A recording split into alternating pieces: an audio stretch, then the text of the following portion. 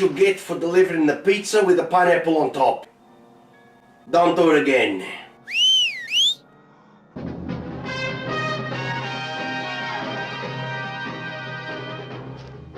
I know the Chinese say,